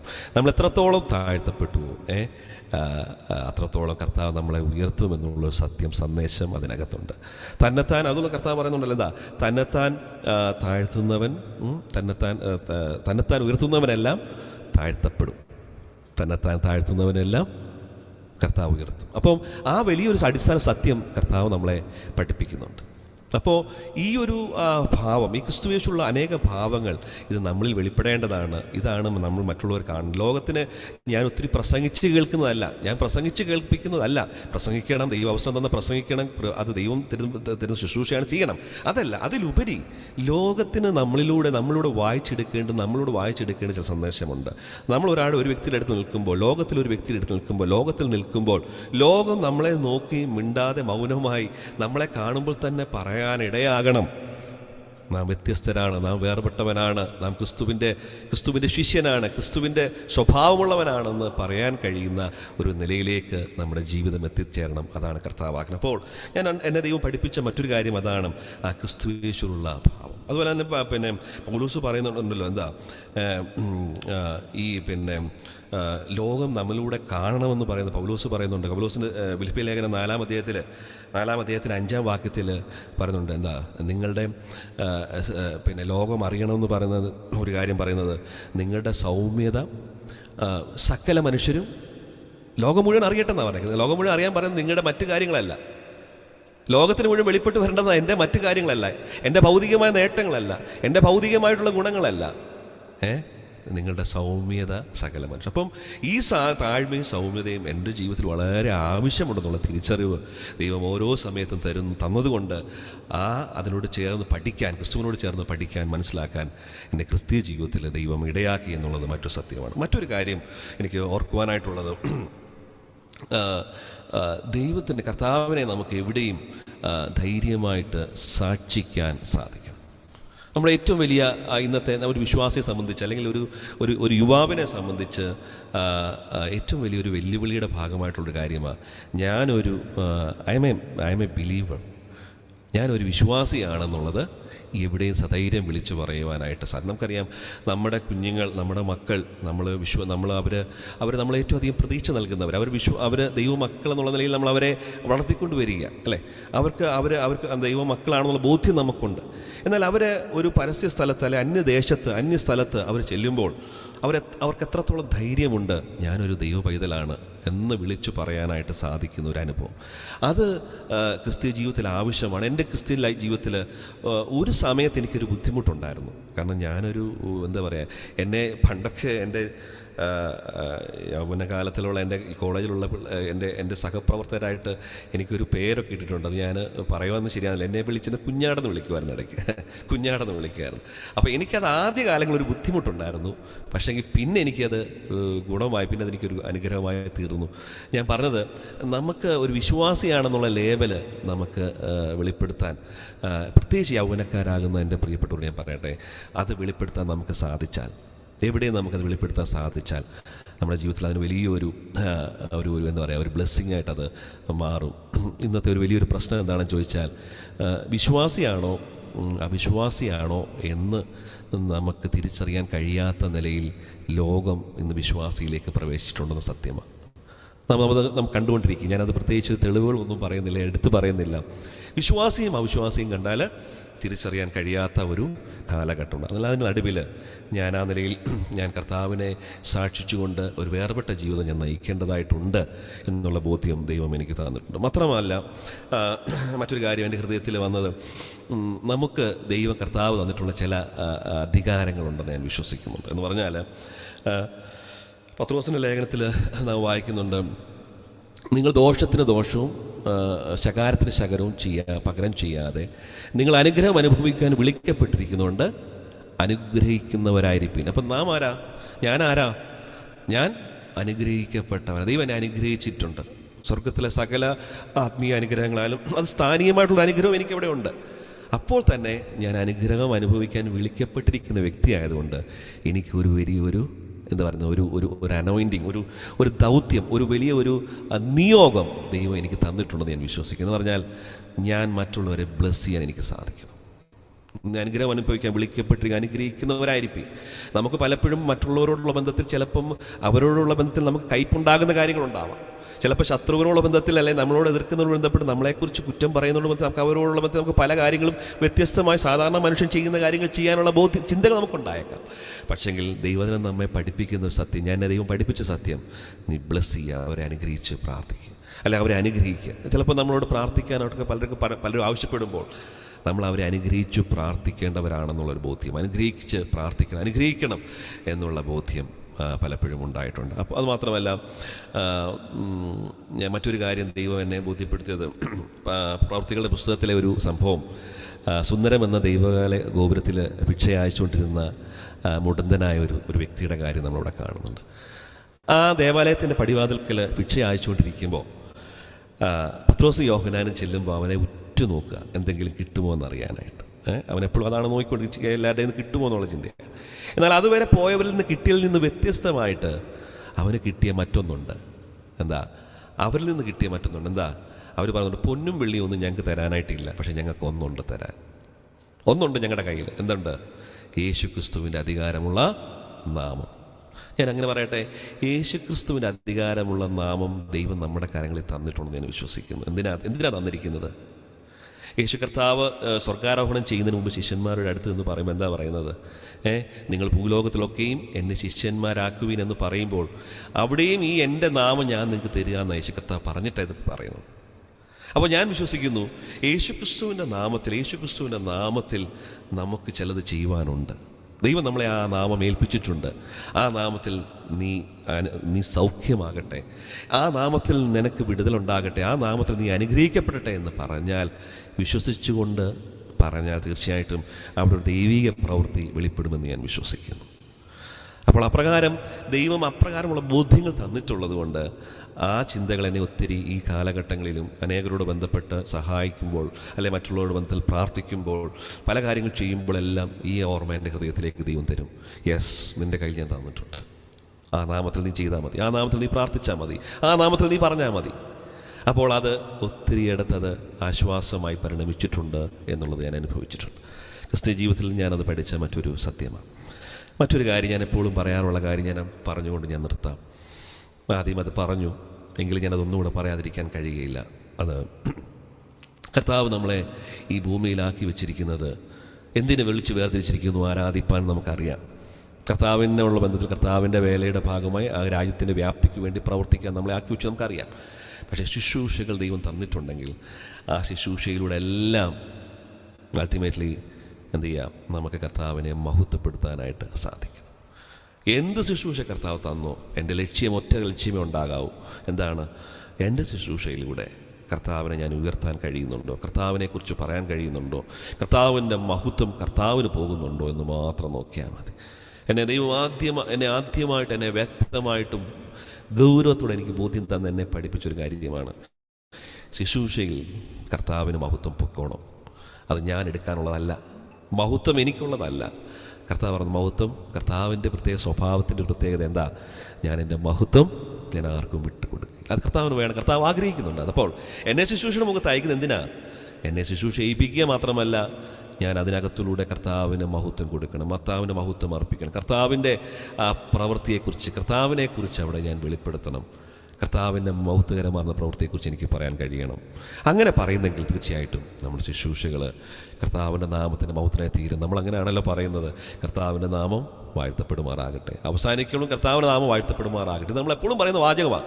പക്ഷേങ്കിൽ എപ്പോഴും ചിന്തിച്ചോണം, ഈ മഹത്വം എൻ്റെ എല്ലാ കാര്യത്തിലും പോകുന്നുണ്ടോ? ഞാൻ പലപ്പോഴും പറയാറുണ്ട്, നമ്മൾ ഒരു ആഹാരം കഴിച്ചാൽ പോലും, ഒരു ആഹാരത്തിൻ്റെ മുമ്പിൽ ഇരുന്നാൽ പോലും അവിടെ എന്ത് ചെയ്യുന്നുണ്ട്? നിങ്ങൾ തിന്നാലും കുടിച്ചാൽ എന്ത് ചെയ്താലും കർത്താവായ യേശുക്രിസ്തു മുഖാന്തരം പിതാവായ ദൈവത്തിന് മഹത്വം കൊടുപ്പീൻ, സ്തോത്രം പറയും എന്നാ പറഞ്ഞേക്കാം. അപ്പം ഏത് കൊച്ചു കാര്യത്തിലും ഞാനാണ് ചെയ്തത്, എൻ്റെ കഴിവാണ്, ഞാനങ്ങനെ ചെയ്തു എന്ന് പറയാൻ നമുക്ക് സ്വയത്തിലൊരു ആഗ്രഹമുണ്ട്.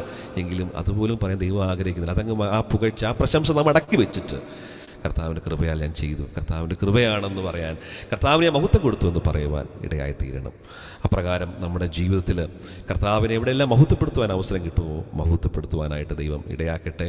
കഴിഞ്ഞ കാലങ്ങളിൽ കർത്താവിൻ്റെ വേലയുള്ള ബന്ധത്തിൽ വ്യത്യസ്തമായ നിലയിൽ ശുശ്രൂഷകൾ ചെയ്യുവാനും, അനേകരറിയാത്തതും എന്നാൽ അറിയുന്നതുമായ അനേക ശുശ്രൂഷകൾ ഈ കാലഘട്ടത്തിലും കർത്താവിന് വേണ്ടി ചെയ്യുവാനും കർത്താവ് കൃപ നൽകുന്നു.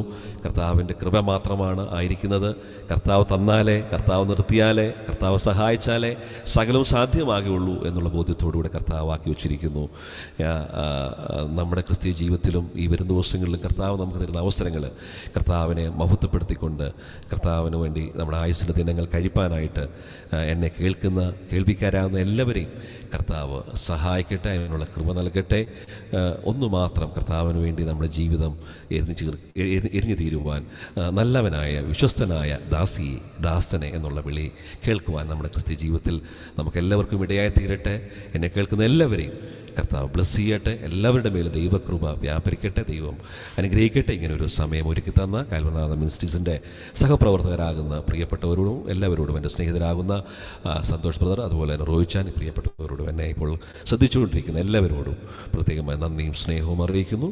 കർത്താവിൻ്റെ വലിയ നാമം വാഴ്ത്തപ്പെടുമാറാകട്ടെ.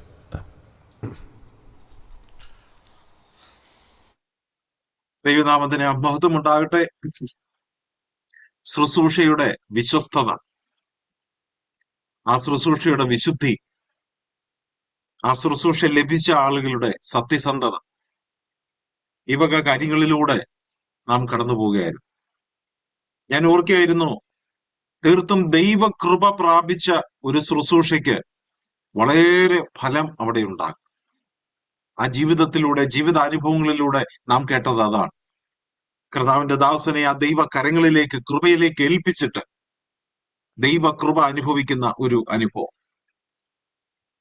തീർച്ചയായിട്ടും പ്രിയദാസിനെ ദൈവം അനുഗ്രഹിക്കട്ടെ. പ്രാർത്ഥനയോടെ നാം ദൈവസന്നിധിയിലായിരിക്കായിരുന്നല്ലോ. നമ്മുടെ ജീവിതവും ദൈവസന്നിധിയിൽ ദൈവകൃപയ്ക്ക് നമുക്ക് തന്ന അവസരങ്ങൾ ഭംഗിയായിട്ട്, ഫലകരമായി, വിജയകരമായി, വിശുദ്ധിയോടെ, വിശ്വസ്തയോടെ ആ ശുശ്രൂഷ പൂർത്തീകരിപ്പാൻ നമുക്കിടയാകട്ടെ. കർത്താവിന്റെ ദാസനെ ഓർത്ത് നമുക്ക് പ്രാർത്ഥിക്കാം. വോട്ട് ഓഫ് താങ്ക്സിനും മറ്റ് അനൗൺസ്മെന്റിനുമായി, പ്രാർത്ഥനയ്ക്കുമായി മിനിസ്ട്രിയുടെ കോർഡിനേറ്ററായി പ്രവർത്തിക്കുന്ന കർത്താവിന്റെ ദാസൻ മാംഗുരിയച്ചാനെ പ്രാർത്ഥനയോടെ ക്ഷണിക്കുന്നു.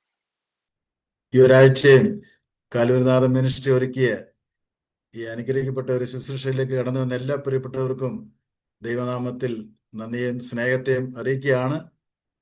നാം ആദ്യമായിട്ട് കേട്ടതുപോലെ 163 എപ്പിസോഡുകൾ വളരെ അനുഗ്രഹമായിട്ട് നടക്കുവാൻ തക്കവണ്ണം ദൈവം ഇടവരുത്തി. ഇന്നത്തെ എപ്പിസോഡ് 164ആണ്. ഓരോ എപ്പിസോഡും വിജയകരമായ രീതിയിൽ നടക്കുവാൻ തക്കവണ്ണം ദൈവമക്കളായ നിങ്ങളുടെ പ്രാർത്ഥനയും സഹകരണമാണ് ആ കാര്യത്തിൽ ഉണ്ടായിരുന്നത്. ഓർത്ത് ദൈവത്തെ നന്ദിയോടെ സ്തോത്രം ചെയ്യാണ്. ഞങ്ങളുടെ ക്ഷണം സ്വീകരിച്ച് പ്രിയ കർത്തൃദാസൻ ജോൺ ലിച്ചാസ് ഇന്നും സമയം കണ്ടെത്തി ദൈവമക്കളോട് ചേർന്ന് തൻ്റെ അനുഭവ സാക്ഷ്യം പറയുവാൻ തക്കവണ്ണം, ആ അനുഭവ സാക്ഷ്യത്തിൽ കൂടി തന്നെ ദൈവത്തിന്റെ വചനം പറയുവാൻ തക്കവണ്ണം പ്രിയ കർത്തൃദാസനെ ദൈവം ഇന്ന് എടുത്ത് ഉപയോഗിച്ചത് ഓർത്ത് നന്ദിയോടെ സ്തോത്രം ചെയ്യുന്നു. വളരെയധികം സന്തോഷം ഉണ്ടായത് ഒരു ദിവസമാണ് ഇന്ന്. തൻ്റെ പല ബിസികളും മാറ്റിവെച്ച് ഈ ഒരു മിനിസ്ട്രിക്ക് വേണ്ടി കടന്നു വരുവാൻ, ഇങ്ങനെ ഒരു സാക്ഷ്യം പറയാനുള്ള സാവകാശം ഉണ്ടാക്കി ഇങ്ങനെ കടന്നു വരുവാൻ തക്കവണ്ണം ഞങ്ങളോട് ആയിരിക്കാൻ തക്കവണ്ണം ദൈവം ഇടവരുത്തിയെ ഓർത്ത് ദൈവത്തെ നന്ദിയോടെ സ്തോത്രം ചെയ്യുന്നു. പ്രത്യേക കർത്തൃദാസൻ പറഞ്ഞതുപോലെ ക്രിസ്തുവിന്റെ ഭാവം, അതായത് താഴ്മ നമ്മിൽ വെളിപ്പെടുത്തണം നമ്മുടെ ജീവിതത്തിൽ കൂടി. അതാണ് ദൈവം ആഗ്രഹിക്കുന്നത്. നമ്മുടെ വിശ്വാസികളുടെ സൗമ്യത ലോകം അറിയണം. നാം ദൈവമക്കളാന്നുള്ളത് നാം വെളിപ്പെടുത്തണം. മാത്രമല്ല, നാം ഏത് ശുശ്രൂഷ ചെയ്താലും അത് ദൈവത്തിന് മഹത്വം കൊടുത്തുകൊണ്ടായിരിക്കണം. വളരെ അനുഗ്രഹിക്കപ്പെട്ട ചിന്തയാണ് നമുക്കിന്ന് ദൈവം തന്നത്. എന്തുകൊണ്ടാണ് നാം ഇന്ന് ജീവിക്കുന്ന ലോകം വിശ്വാസികളാണോ എന്ന് പോലും തിരിച്ചറിയാൻ പറ്റാത്ത രീതിയിലുള്ള ഒരു കാലഘട്ടത്താണ് നാം ഇന്ന് ജീവിക്കുന്നത്. ദൈവം നമ്മളെല്ലാവരോടും കരുണ കാണിച്ച് നല്ല വിശ്വാസികളായിട്ട് തീരുവാൻ തക്കണം ദൈവം എത്രത്തോളം സഹായിച്ചു. അതിനായിട്ട് ദൈവത്തെ നന്ദിയോടെ സ്തോത്രം ചെയ്യാണ്. ഞങ്ങളുടെ പ്രാർത്ഥനയിൽ ജോൺലി സഹോദരനെയും തൻ്റെ ശുശ്രൂഷയും തുടർന്ന് ഞങ്ങൾ ഓർത്ത് പ്രാർത്ഥിക്കുന്നതായിരിക്കും. അതുപോലെ 2 ഗാനങ്ങൾ പാടി സഹായിച്ച പ്രിയമകൾ പ്രേസയും ഓർത്ത് നന്ദിയോടെ സ്തോത്രം ചെയ്യാണ്. സമയങ്ങൾ മാറ്റിവെച്ച് ഈ മനുഷ്യരിൽ വന്ന് സഹകരിപ്പാൻ തക്കവണ്ണം പ്രിയമകളെയും ദൈവം എടുത്ത് ഉപയോഗിച്ചു. അതിനായിട്ട് ദൈവത്തെ നന്ദിയോടെ സ്തോത്രം ചെയ്യാണ്. മാത്രമല്ല, കടന്നു വന്ന എല്ലാ പ്രിയപ്പെട്ടവർക്കും ദൈവനാമത്തിൽ ഞങ്ങളുടെ നന്ദിയെയും സ്നേഹത്തെയും അറിയിക്കുകയാണ്. ദൈവമെങ്കിൽ അടുത്ത ആഴ്ചയും ഇതുപോലെ കൂടുവാനാണ് ആഗ്രഹിക്കുന്നത്. സാഹചര്യങ്ങളെല്ലാം അനുകൂലമാക്കി തരുവാൻ തക്കവണ്ണം ദൈവം സഹായിക്കട്ടെ. നമുക്കിപ്പോൾ പ്രാർത്ഥിച്ച് നമുക്ക് ഈ മീറ്റിംഗ് അവസാനിപ്പിക്കാം. ദൈവമേ, ഞങ്ങളുടെ സ്വർഗീയ പിതാവേ, ഈ നല്ല നേരത്തിനായിട്ട് നന്ദിയോടെ സ്തോത്രം ചെയ്യുന്നു. ഈ ഒരു ശനിയാഴ്ച വൈകുന്നേര സമയം കർത്താവെ, അങ്ങയുടെ വചനം കേൾക്കുവാൻ, അനുഗ്രഹിക്കപ്പെട്ട സാക്ഷ്യം കേൾപ്പാൻ തക്കവണ്ണം ഇത് ഞങ്ങളെ ഈ വിധത്തിൽ കൂട്ടിക്കൊണ്ടുവന്നതിനായിട്ട് നന്ദിയോടെ സ്തോത്രം ചെയ്യുന്നു. മീറ്റിംഗ് ആദ്യം മുതൽ കർത്താവെ നിമിഷം വരെയും വളരെ അനുഗ്രഹമായിട്ട് നടക്കുവാൻ നെറ്റും ഇലക്ട്രിസിറ്റി എല്ലാം കർത്താവെ യാതൊരു ബുദ്ധിമുട്ടും കൂടാതെ എല്ലാവർക്കും അത് കർത്താവെ കാണുവാനും കേൾക്കുവാനും എല്ലാം ഇടവരുത്തിനായിട്ട് അങ്ങയുടെ സ്തോത്രം. അനേക ദൈവമക്കളുടെ പ്രാർത്ഥന കർത്താവെ ഉണ്ടായിരുന്നതിനായിട്ട് അങ്ങയുടെ സ്തോത്രം. അനേക പ്രിയപ്പെട്ടവർ കർത്താവെ പല സ്ഥലങ്ങളിൽ നിന്ന് കർത്താവെ ഈ സൂം മീറ്റിങ്ങിൽ കൂടി ജോയിൻ ചെയ്യുവാൻ തക്കോണം ഇടവരുത്തിനായിട്ട് അങ്ങയുടെ സ്തോത്രം ചെയ്യുന്ന ഈ മിനിസ്ട്രി അനുഗ്രഹിക്കണം. ദൈവനത്തിന് കർത്താവ് അനുഗ്രഹിക്കപ്പെട്ട ഒരു ശുശ്രൂഷയായിട്ട് ദൈവം ഇത് മാറ്റിയിരിക്കുകയാൽ നന്ദിയോടെ സ്തോത്രം ചെയ്യുന്നു. ഞങ്ങളുടെ ദാസൻ ജോൺലി ഓർത്ത് പ്രാർത്ഥിക്കുന്നു. കർത്താവെ, പാട്ടുകളിൽ കൂടിയും കർത്താവെ സാക്ഷ്യങ്ങളിൽ കൂടിയും അങ്ങയുടെ നാമം മഹത്വപ്പെടുത്തുവാൻ തക്കണം അനേക വർഷങ്ങളായിട്ട് താൻ കർത്താവെ ഓരോ കാര്യങ്ങൾ ചെയ്തുകൊണ്ടിരിക്കുന്നു. ഇനിയും കൂടുതലായിട്ട് അനുഗ്രഹിക്കുകയും സഹായിക്കുകയും ചെയ്യണമെന്ന് പ്രാർത്ഥിക്കുന്നു. മക്കൾ 3 പേരെ ഓർക്കുന്നു, പ്രിയ സഹോദരിയെ ഓർത്ത് പ്രാർത്ഥിക്കുന്നു. പ്രിയപ്പെട്ടവർക്കെല്ലാം ആവശ്യമെല്ലാ കൃപകളും കർത്താവ് കൊടുക്കണമേ, സഹായിക്കണമേ ഞങ്ങൾ പ്രാർത്ഥിക്കുന്നു. അതുപോലെ 2 ഗാനങ്ങൾ പാടിയ പ്രിയ മകൾ പ്രൈസിയെ ഓർത്ത് നന്ദിയോടെ സ്തോത്രം. ഇന്നും കടന്നു വന്ന് കർത്താവെ ശുശ്രൂഷയിൽ പങ്കുകൊള്ളുവാൻ തക്കവണ്ണം ഇടവരുത്താനായിട്ട് നന്ദിയോടെ സ്തോത്രം. കർത്താവെ മീറ്റിംഗിൽ ജോയിൻ ചെയ്ത എല്ലാ പ്രിയപ്പെട്ടവരെയും അനുഗ്രഹിക്കുകയും സഹായിക്കുകയും ചെയ്യണമെന്ന് പ്രാർത്ഥിക്കുന്നു. ദൈവമെങ്കിൽ അടുത്ത ആഴ്ചയും ഇതുപോലെ തന്നെ കൂടുവാൻ ഞങ്ങൾ ആഗ്രഹിക്കുന്നു. ആവശ്യമെല്ലാ ആലോചനകളും കർത്താവ് പറഞ്ഞു തരണമേ എന്ന് പ്രാർത്ഥിക്കുന്നു.